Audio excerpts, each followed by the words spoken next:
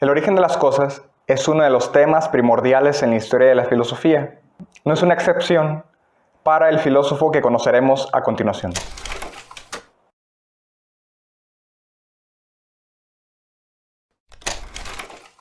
Bienvenida a Café y Filosofía. Soy Oscar Navarro. En este canal subo 3 veces por semana contenido que tiene que ver con temas introductorios a la filosofía, vidas de filósofos, temas de actualidad, entre otras cosas. Así que, si te interesan estos temas, te recomiendo suscribirte. La semana pasada veíamos la vida de uno de los primeros filósofos de la historia, Tales de Mileto.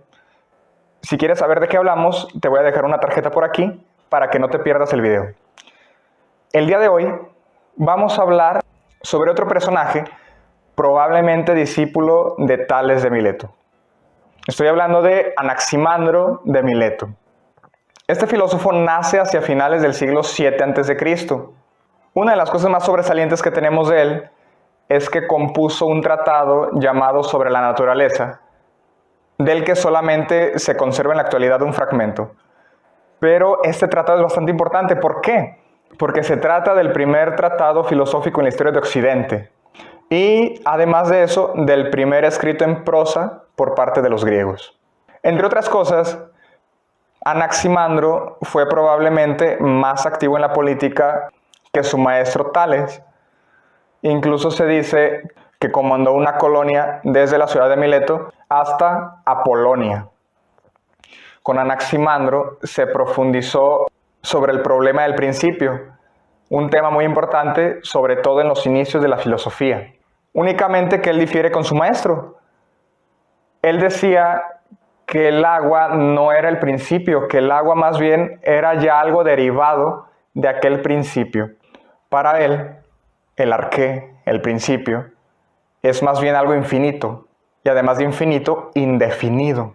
Y de aquello infinito proceden todas las cosas. El término utilizado por Anaximandro para designar este principio, él lo llamó apeiron. ¿Qué es el apeiron? Apeiron significa lo que está privado de límites, es decir, que es ilimitado. Estos límites pueden ser externos, como las cuestiones del espacio y tiempo, o internos, ya cuestiones que tal vez no podemos determinar. Él decía que el principio era cualitativamente y cuantitativamente ilimitado. ¿Qué quiere decir? Que tanto sus cualidades como sus cantidades no se podían medir. El principio, el apeiron, tenía la capacidad de dar origen a todas las cosas. Tanto para Anaximandro como para Tales de Mileto, su maestro, Dios llega a ser el principio.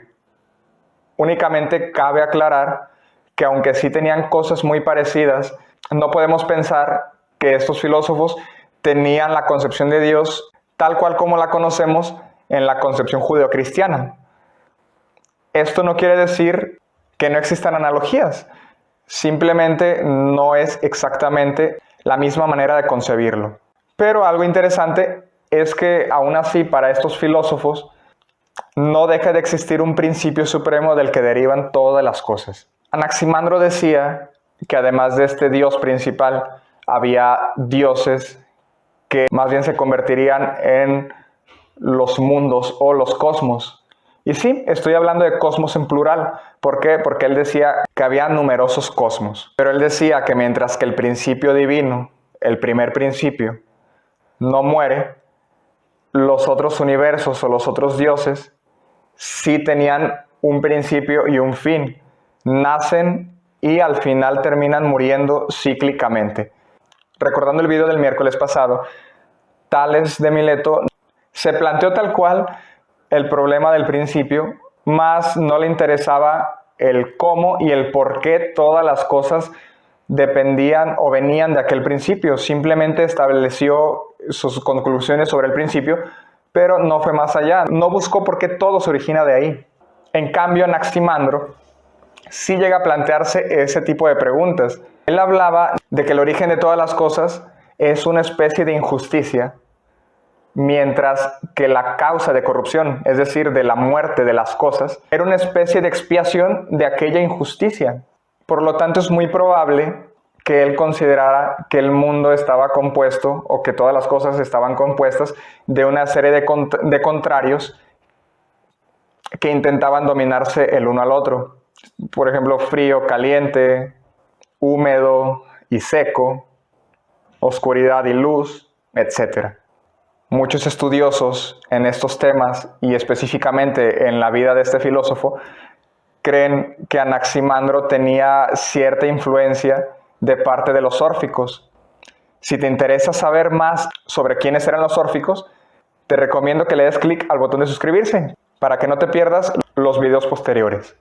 Por lo pronto, para no quedarnos con las dudas, en lo que compete a este tema, nos interesa saber solamente que los órficos tenían una idea de una culpa original y de que existía una expiación de esa culpa, y por lo tanto de una justicia equilibrada. Entonces este tema para los órficos era central. Por eso aquellos investigadores creen que Anaximandro tenía influencia de aquellos escritos del orfismo. Otra cosa que podemos ver, y que también es muy importante, es la concepción del mundo según Anaximandro. Para no cambiar palabras, voy a tomar una cita textual del libro de la historia de la filosofía de Giovanni Reale. De un movimiento eterno se generan los dos primeros contrarios fundamentales, el frío y el calor. El frío, originalmente de naturaleza líquida, habría sido transformado en parte por el fuego caliente, que formaba la esfera periférica en el aire. La esfera del fuego se habría despedazado en tres, dando origen a la esfera del Sol, a la de la Luna y a la de los astros. El elemento líquido se habría recogido en la cavidad de la Tierra y constituido los mares. Viendo esto, podemos notar que la concepción de Anaximandro sí tenía mucho que ver con ese dualismo, con esa lucha, como vimos, en donde había frío, donde había calor, donde había una separación de la parte líquida y de lo seco. Entonces vemos cómo esa influencia órfica se ve marcada en aquella concepción. Otra cosa muy notoria y que podemos resaltar de las concepciones que tenía Anaximandro sobre el planeta Tierra era que para él nuestro planeta tenía una forma cilíndrica y que se mantenía suspendida sin ser sostenida por nada. Y hablaba de un equilibrio de fuerzas que la mantenían separada del resto de los astros. Otra de las cosas destacables es que él consideraba que del elemento líquido, que derivaba del principio del apeirón, por influencia del Sol, derivaban los primeros animales terrestres, que eran de una estructura elemental, pero poco a poco su estructura se volvió más compleja. Una vez que analizamos la filosofía de Anaximandro, que vemos sus concepciones, sus creencias acerca del origen y sus razonamientos, pudiéramos llegar a equivocarnos al creer que estamos hablando de concepciones infantiles o de cosas más apegadas al mito que a la razón. Pero en realidad estamos viendo cómo fue ese largo camino de lo que era el mito a lo que es el logos, es decir, a la razón. Vemos cómo poco a poco los filósofos iban sistematizando e iban adaptando las creencias a algo más fundamental. Y si analizamos de una manera más crítica y más estricta, nos podemos dar cuenta que en realidad tenemos cierto germen de cosas que en la actualidad, gracias a los instrumentos de la ciencia, pudieron ser hablados con mayor claridad.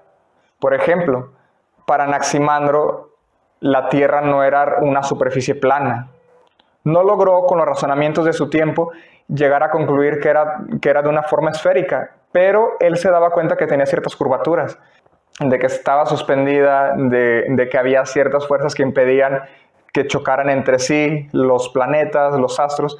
Esto ya estamos hablando de temas más complejos que por desgracia sabemos no tuvo los instrumentos suficientes para poderle tal vez dar nombre a cuestiones de fuerza de gravedad, de órbita de los planetas, entre otras cosas. Pero su aporte es bastante bueno en realidad. Y otro de los aportes interesantes parece que dio una especie de germen de teoría de la evolución. Sabemos que algunas teorías afirman precisamente de ese inicio de la vida en el agua, no el principio supremo de todo, pero sí como un inicio de vida, tal como Anaximandro lo consideraba. Otra cosa interesante es ver cómo Él consideraba que del agua habían salido aquellos primeros animales con estructuras simples y que poco a poco fueron volviéndose más complejas. Entonces, como vemos, realmente este filósofo pudiéramos decir que dio en el clavo, pero no tuvo los instrumentos necesarios para utilizar las palabras tal vez correctas que llegaran a argumentar el adelanto científico que él llegó a tener en su tiempo. Por último, si estamos hablando de su vida, sería bueno mencionar, si ya hablamos de cuándo se considera más o menos que nació, también la época en que más o menos se considera que falleció fue a comienzos del siglo VI a.C. Pues bien, esta es la vida de Anaximandro de Mileto. Si te ha gustado este video, te agradecería mucho que le dieras like. Si te interesa estar viendo más contenido, puedes darle clic al botón de suscribirse y además activar la campana de notificaciones para que YouTube te informe en el momento que vuelva a subir otro video. Hemos llegado al final. Nos vemos en la próxima.